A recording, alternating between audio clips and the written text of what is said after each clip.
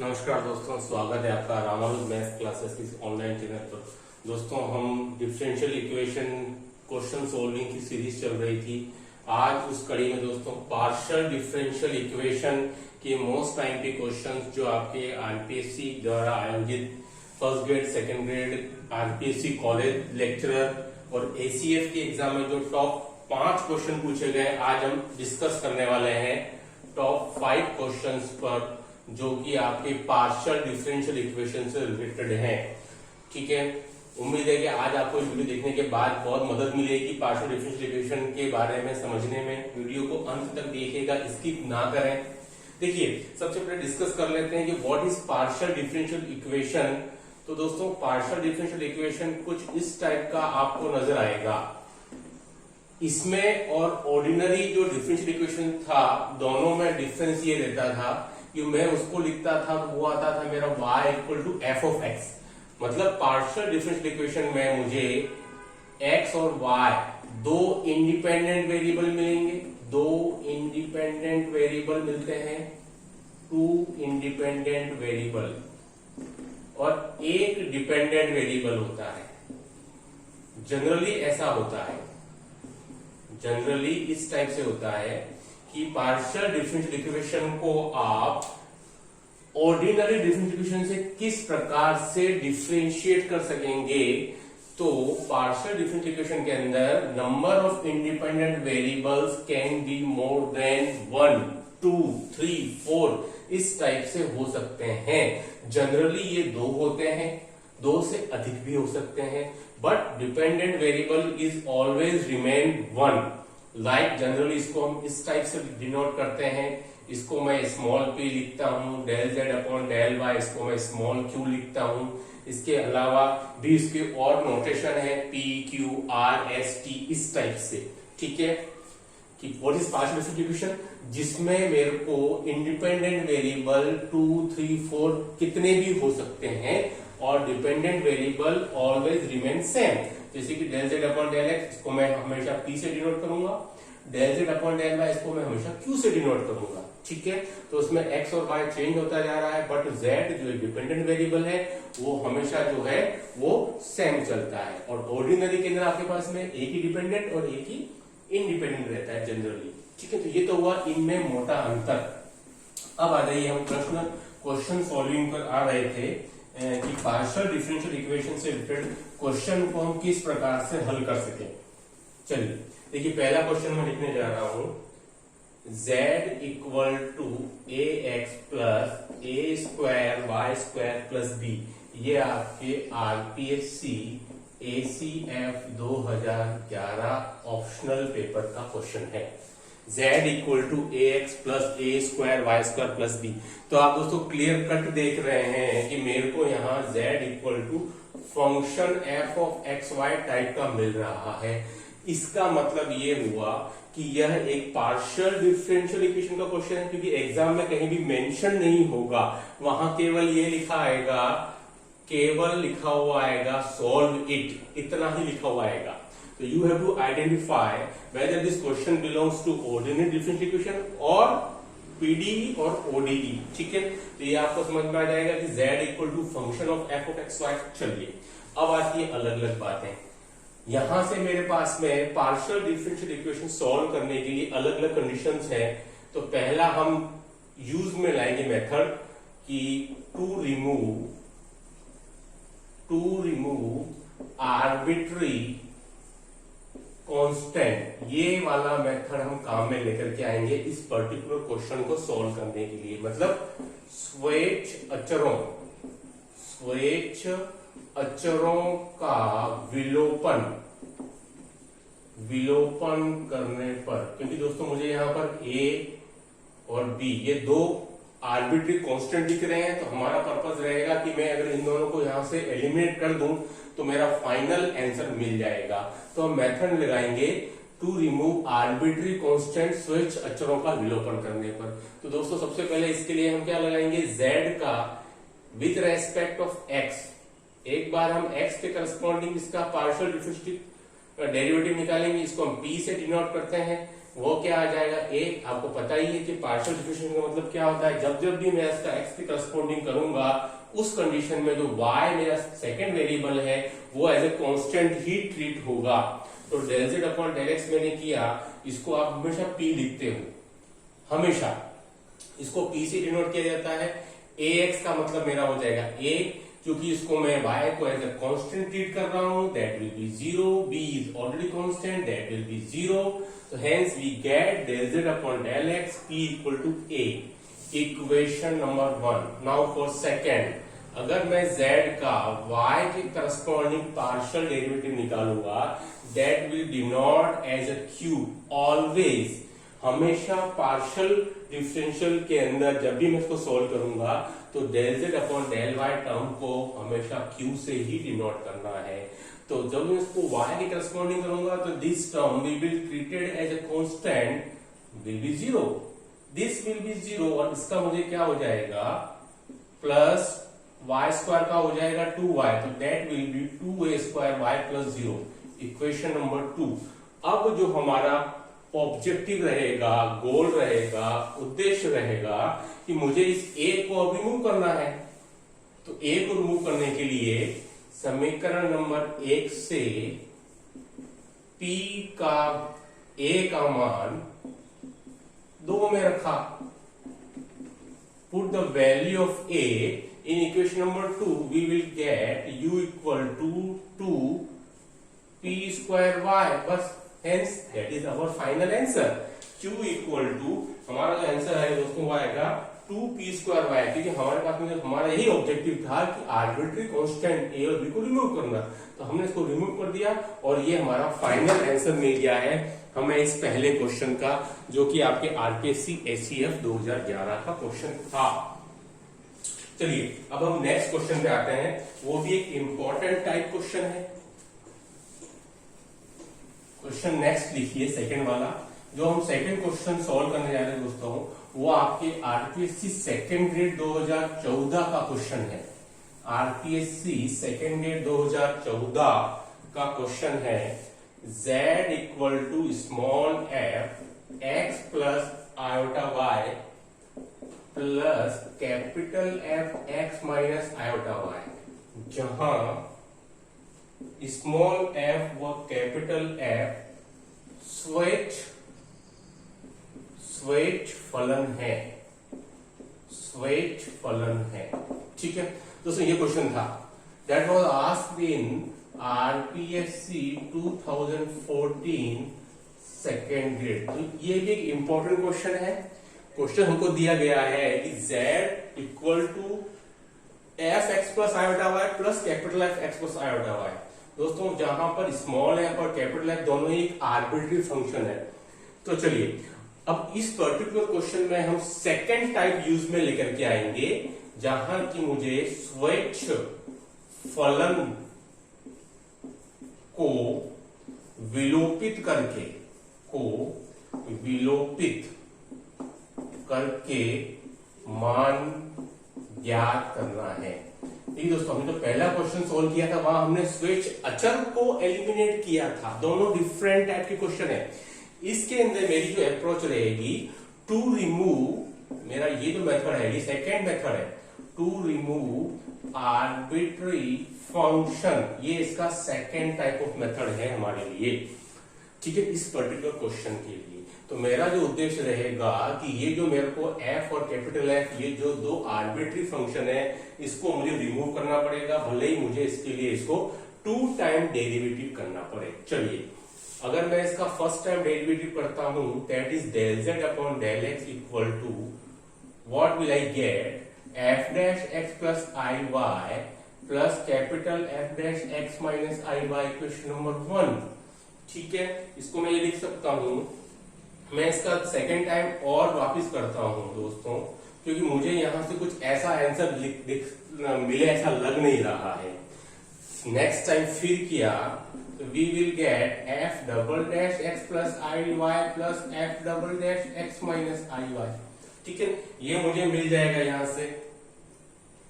अब देखिए question number second, अब मैं इसका y के करस्पॉन्डिंग करता हूं एक बार, del z upon del y तो क्या मिल जाएगा मेरे को आई, क्योंकि आई है आईटा वाई, तो आई जो बाहर आ जाएगा, और f dash x plus iota y minus i capital f dash x minus iota y. थोड़ा सा आपको ध्यान रखना पड़ेगा साइन का। अब देखिए मैं इसका सेकेंड टाइम निकालता हूं, that is del 2z upon del y square. तो here we will get iota square F double dash x plus I Y minus, देखिए दोस्तों यहाँ मेरे पास में क्या हो जाएगा, plus iota square F double dash x minus आई वाई। मैं एक स्टेप और सॉल्व लिख देता हूं कि del 2z upon del y square, iota square means 1 minus का 1 minus F double dash x plus आई Y minus F double dash x minus आई Y, equation number 3। ठीक है, अब आप देख सकते हैं कि मैं अगर 2 और 3 को अगर मैं ऐड करूं तो क्या मैं स्मॉल एफ और कैपिटल एफ जो दो मेरे पास में आर्बिट्री फंक्शन है उनको क्या मैं रिमूव कर पाऊंगा। चलिए दोनों को हम ऐड करके देख लेते हैं एक बार, हमें क्या आंसर मिलता है। तो del 2z upon del x square del 2z upon del y square F double dash x plus आई Y plus capital F double dash x minus आई Y minus small F double dash x minus X plus आई Y minus capital F double dash x minus आई Y. आप देखिएगा सभी terms cut गई और मुझे जो final answer मिलेगा दोस्तों वो क्या मिलेगा, that will be del 2z upon del x square plus del 2z upon del y square equal to 0। बस hence this will be my final answer. तो दोस्तों ये भी अपने आप में एक इंपॉर्टेंट क्वेश्चन है जो कि आपको ध्यान रखना है। चलिए आइए अब नंबर 3 क्वेश्चन की बात करते हैं। जो क्वेश्चन आपको बनाने जा रहा हूं वो क्वेश्चन आपके आरपीएससी फर्स्ट ग्रेड का 2012 का क्वेश्चन है, पार्शियल डिफरेंशियल इक्वेशन का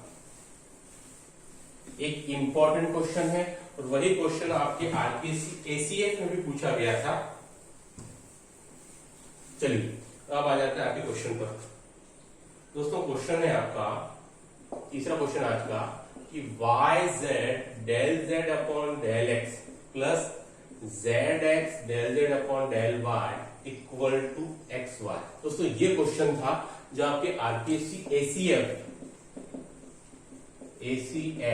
2011 के पेपर में आया था। बहुत ही इजी क्वेश्चन है दोस्तों। ये क्वेश्चन आपके थर्ड टाइप का है, to solve partial differential equation third type. ठीक है दोस्तों, ये जो थर्ड टाइप है इसको मैं इस टाइप से लिख सकता हूं, yz small p plus zx small q equal to xy। दोस्तों ये आपके थर्ड टाइप का क्वेश्चन है, टाइप थर्ड। टू सॉल्व, आज हम सभी टाइप के क्वेश्चन देख लेंगे। To solve partial differential equation, ठीक है। तो व्हाट इज थर्ड टाइप? तो दोस्तों इस प्रकार के टाइप को हल करने के लिए, इस प्रकार के प्रश्न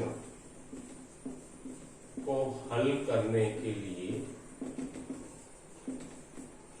लैग्रांज मेथड काम में लेते हैं। कि दोस्तों इस प्रकार के प्रश्न को हल करने के लिए दोस्तों हम लैग्रांज मेथड काम में लेते हैं। देखिए उसको आप पहचानेंगे कैसे? ये इसको पहचानने का तरीका होता है capital P small p capital Q small q equal to R। ये इसको पहचानने का तरीका रहेगा। तो आप देखिए small p capital P yz small q capital Q zx और R इक्वल टू xy। अगर मुझे क्वेश्चन कुछ इस टाइप से दिया गया है yz small p zx small q equal to xy, मतलब कि मुझे उसको लैग्रांज मेथड यूज में ला करके और मैं उसको अधिक आसानी के साथ हल कर सकता हूं। ठीक है, ये आपने पहचान लिया एक बार। अब उसका वर्किंग रूल क्या होगा, चलिए इस पर हम एक बार डिस्कस कर लेते हैं कि how should we solve this question. पहले तुमने ये पहचान लिया पहला नंबर। दूसरा नंबर आपको इसका ऑक्सिलरी इक्वेशन लिखना है, मतलब सहायक समीकरण। ये इसकी सेकेंड स्टेप होगी सॉल्व करने के लिए, सहायक समीकरण लिखनी है।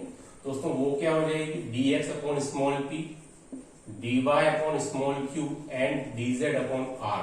दोस्तों ये sorry small Q capital P and capital Q की यहाँ r आ रहा है, ठीक है।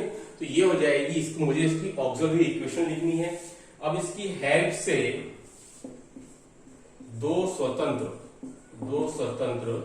u equal to a and v equal to b समाकल ज्ञात करने हैं, टू इंडिपेंडेंट समाकल ज्ञात करने हैं। ये मेरा तीसरा स्टेप रहेगा। सबसे पहले मुझे क्वेश्चन इस टाइप का मिले, वो मुझे डिसाइड करना है कंपेयर करके स्टैंडर्ड फॉर्म से लैग्रेंज मेथड की, वो मुझे पता चल गया। देन मुझे इसकी ऑक्सिलरी इक्वेशन लिखनी है, सहायक समीकरण, वो इस रूप में लिखी जाएगी। उसके बाद में टू इंडिपेंडेंट मुझे इंटीग्रल फाइंड आउट करना है, u equal to v equal to b। उसके बाद में मैं क्या लिखूंगा, मुझे इसका व्यापक हल, जो जनरल सॉल्यूशन है, व्यापक हल f of u v equal to 0 मुझे वो प्राप्त हो जाएगा, जहां f क्या है, एक आर्बिट्री फंक्शन है, ठीक है। तो ये इसके 4 स्टेप रहेंगे टू सॉल्व लैग्रेंज मेथड, ठीक है। चलिए दोस्तों, अब इस पर्टिकुलर क्वेश्चन को हम हल करते हैं इस तरीके से, किस प्रकार से हम इसको हल कर पाते हैं, ठीक है। सबसे पहले आपको ये इंश्योर हो जाना है कि ये क्वेश्चन जो दिया गया है वो लैग्रेंज मेथड से हल होगा। इसके बाद में मैं इसका ऑक्सिलरी इक्वेशन लिखेंगे, सहायक समीकरण लिखेंगे इसका, वो क्या आ जाएगा, dx अपॉन कैपिटल P क्या था मेरा, yz था, dy अपॉन कैपिटल Q था मेरा, दैट वाज zx था, और जो r था वो मेरा xy था। अब देखिए दोस्तों, जो इंपॉर्टेंट चीज है, आपको क्या यहाँ पर पेयर लेने हैं। अगर मैं फर्स्ट और सेकेंड पेयर लूंगा, फर्स्ट व सेकेंड पेयर, तो देखिए इन दोनों की हेल्प से आपको एक इंटीग्रल प्राप्त करना है। z को मैं अगर काट दूं, now cross multiply x dx equal to y dy, दोनों तरफ में इंटीग्रेट कर लूं तो मुझे क्या मिल जाएगा, x minus y square equal to c1। तो दोस्तों ये मेरा पहला आंसर मुझे प्राप्त हो जाएगा, that is the x square minus y square equal to c1, ठीक है। अब दूसरे के लिए मैं क्या ले लूं, सेकेंड और थर्ड पेयर ले लूं। आप चाहो तो फर्स्ट और थर्ड पेयर भी ले सकते हो, वो आप पे डिपेंड है, कोई जरूरी नहीं है। तो मैंने यहाँ क्या ले लिया, सेकेंड व थर्ड पेयर, इसकी हेल्प से, ठीक है। तो dy upon z x equal to dz upon x y, तो यहां से ये कट हो जाएगा, बहुत ही सिंपल है, क्रॉस मल्टीप्लाई कर लीजिएगा। तो y dy equal to z dz, now taking as integral, hence we get y square minus z square equal to c2, that is the our second integral। तो दोस्तों हमारा जो फाइनल जो answer आएगा, that will be f x square minus y square comma y square minus z square equal to 0, that is the our final answer where f is a arbitrary function, ठीक है। दोस्तों ये हमारा एक particular question जिसका answer होगा, और ये एक इंपॉर्टेंट क्वेश्चन था, ठीक है। चलिए अब इसी टाइप से ये एक बहुत ही मास्टर टाइप है, आप ऐसा बोल सकते हैं, लैग्रेंज मेथड को।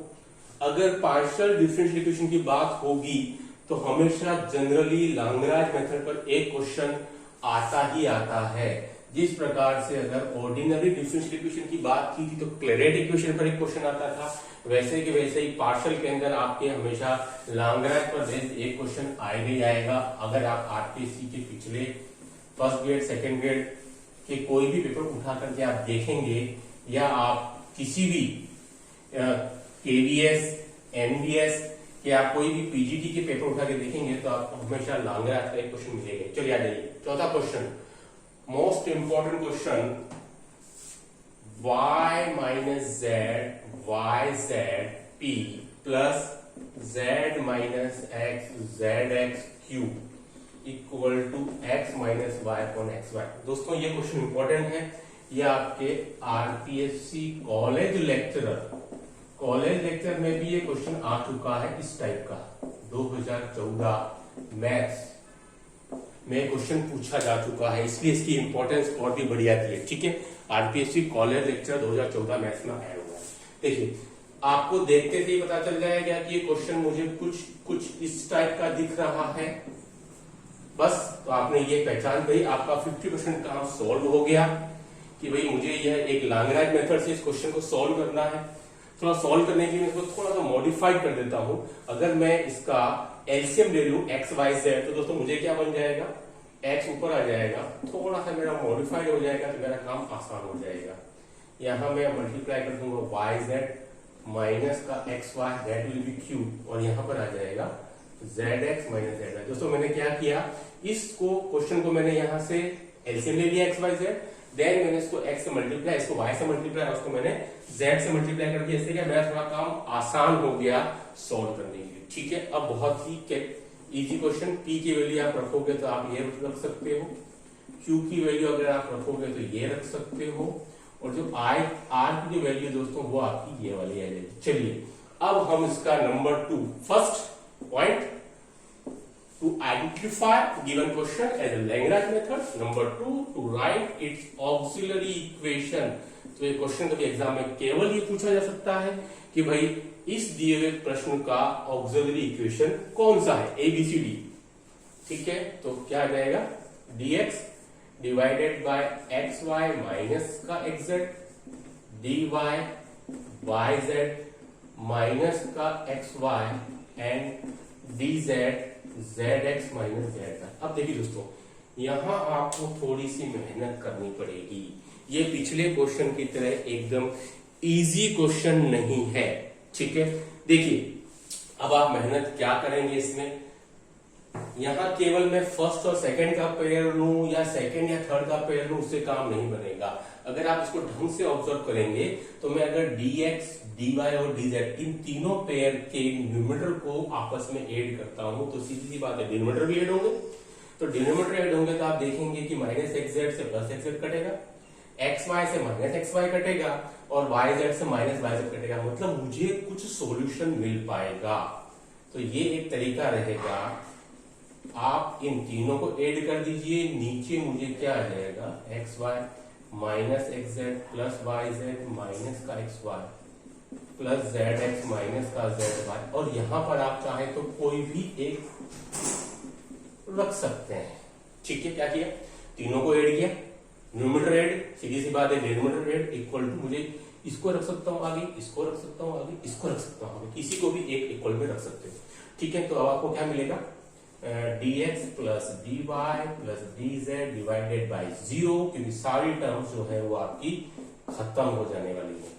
ठीक है, now here dy yz minus x. अब अगर मैं 0 का मल्टीप्लाई इससे कर दूंगा तो मुझे क्या मिलेगा, dx plus dy plus dz equal to 0, taking as integration, तो क्या आ जाएगा, x plus y plus z equal to 0। तो ये मेरा फर्स्ट इंटीग्रल जो मुझे मिलेगा। आई होप कि आपको समझ में आया होगा। इंपॉर्टेंट क्वेश्चन है, आरपीसी कॉलेज में पूछा जा चुका है, हो सकता है सब फिर आ जाए एसीएफ की दृष्टि से। अब देखिए हमें एक इंटीग्रल मिला है, दूसरे की बात करते हैं, दूसरा।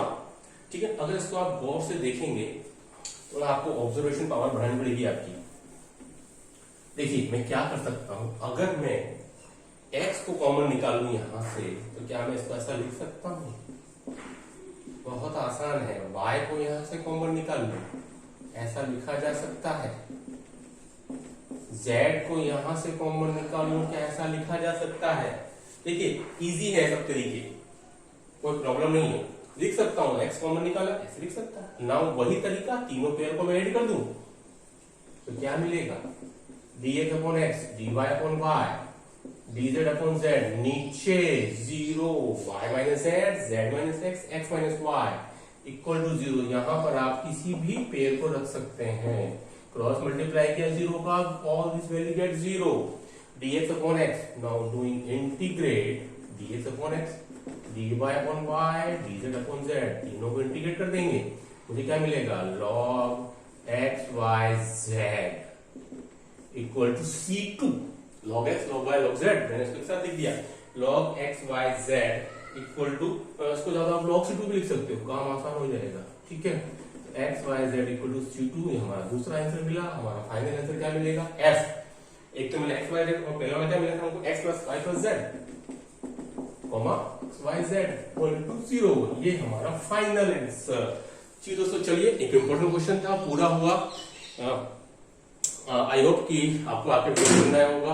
Do like share subscribe my channel. आगे भी आपको इसी प्रकार की इंटरेस्टिंग वीडियोस मिलते रहेंगे। Okay, thanks.